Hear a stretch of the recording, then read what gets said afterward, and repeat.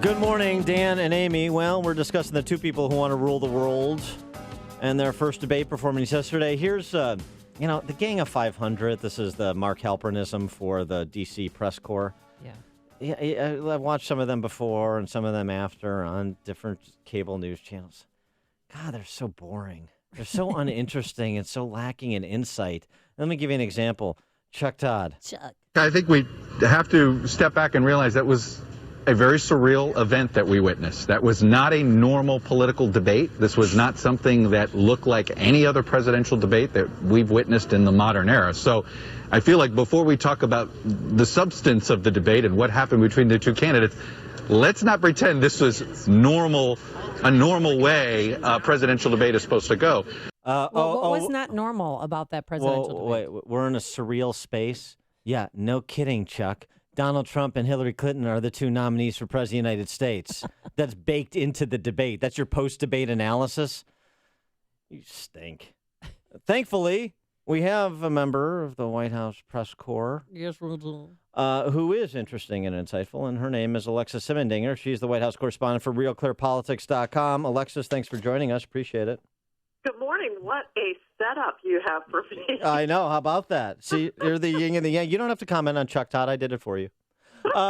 So your takeaways from the debate and just kind of your assessment, whether it's the buzz inside the Beltway or just generally speaking, in terms of the kind of the lasting impact of this when we've got, Mike Pence and Tim Kaine just a few days in the offing, and won't that be exciting?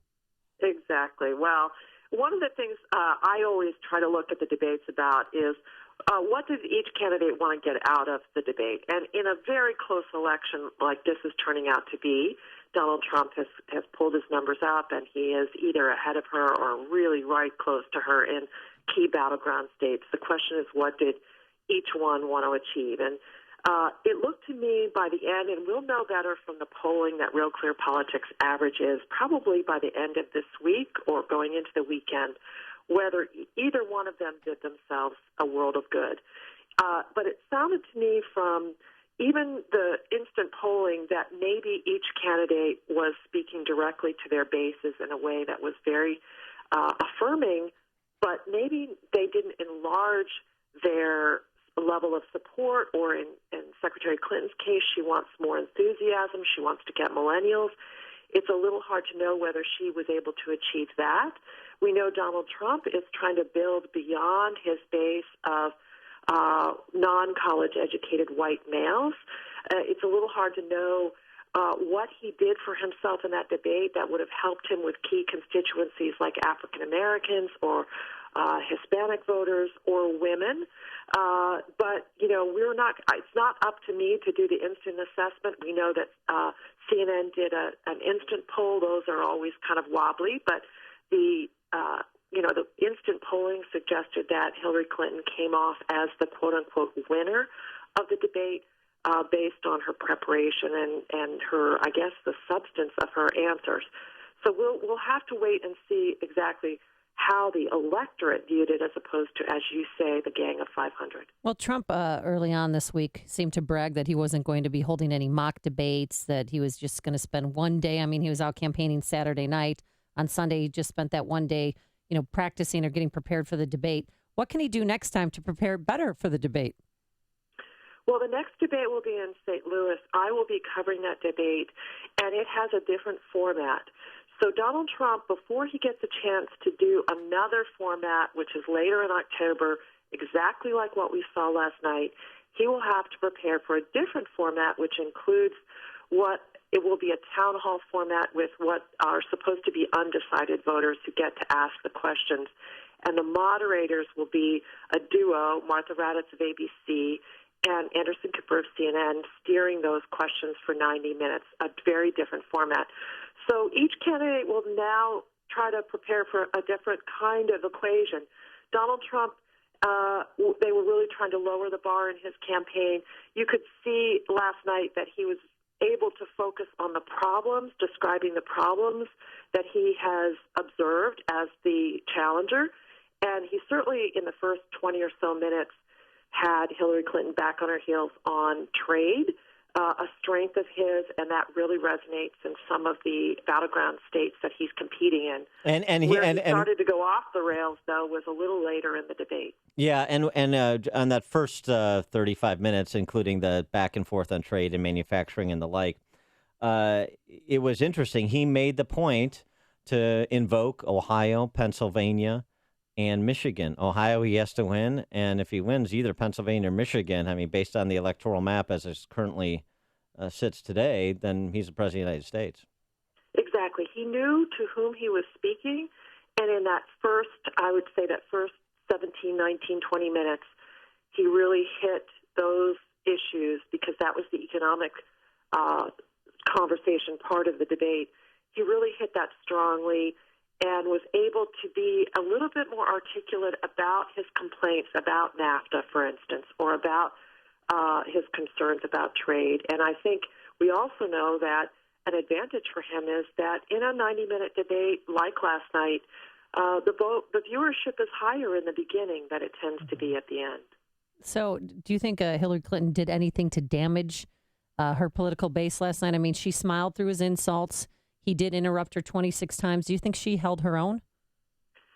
Oh, I think she held her own. She did what she naturally is disposed to do, what her style is. She came prepared. She made a strong, I thought it was an interesting case that she added to her complaint that Donald Trump won't release his tax returns, not just by suggesting that he has something to hide and not just by suggesting that he didn't pay taxes, but arguing to the electorate that she's trying to speak to why that matters. And she made a passing reference to her concept that Donald Trump's avoidance of taxes, which you notice he affirmed, he called it smart, right?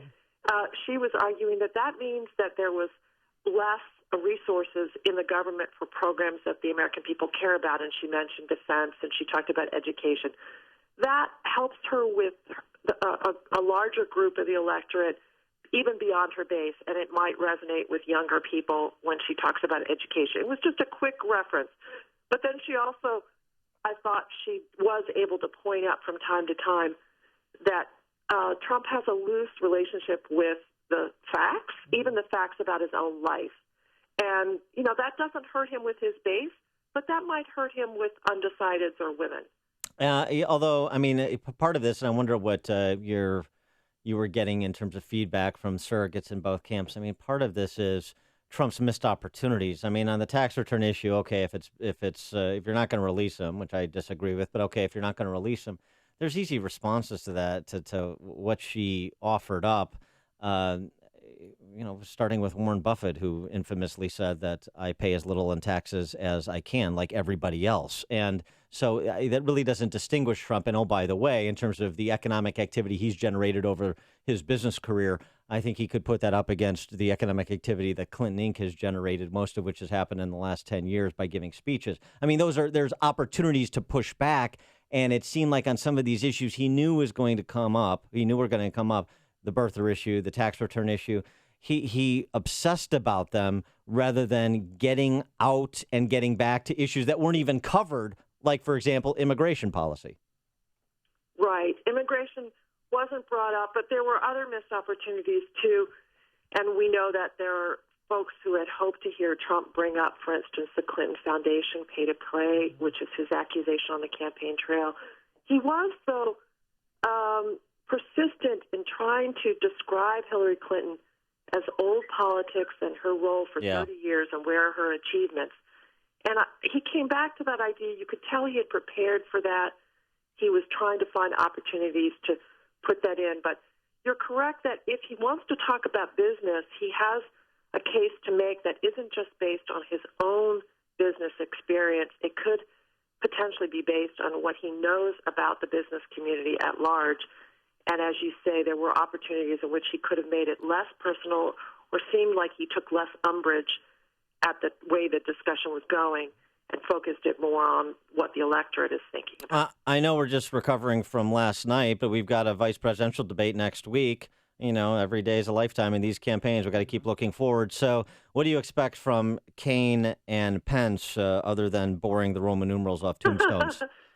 Well, one thing we know from Governor Pence is that he has said he is really, really preparing and that he started early to prepare, and he is making no excuses for it. So that clearly will make him more comfortable. It's also a much more civil kind of discussion because it's usually at a round table, and it sounds much more like a conversation. Usually the two vice presidential candidates are sitting very close to one another, and it has a much more moderate kind of tone to it, which, as you say, after the last night's debate, depending on your taste, could be really sleepy. And Tim Kaine from Virginia, very estimable past governor or senator. He knows his brief.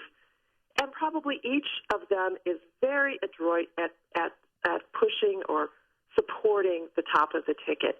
So we may hear just, ad nauseum again about what standout nominees these two nominees are. And then the vice presidential candidates, we've seen in the past, sometimes they're so good in the past, we've wondered whether the ticket should be reversed. Right.